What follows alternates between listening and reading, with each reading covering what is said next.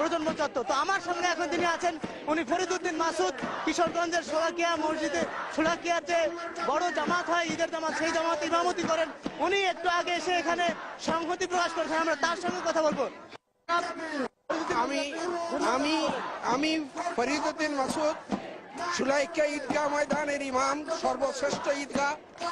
আমি এর পক্ষ থেকে এই সমাবেশের সাথে একাত্মতা ঘোষণা করছি, সমাবেশের সাফল্য কামনা করছি এবং সকল রাজাকারদের, বিশেষ করে গোলাম আজম নিজামী, কাদির মোল্লা, সাইদি, এদের সকলের ফাঁসি এটা শুধু প্রত্যাশা নয়, এটা আমাদের স্পৃহা, এটা স্পৃহা আমাদের।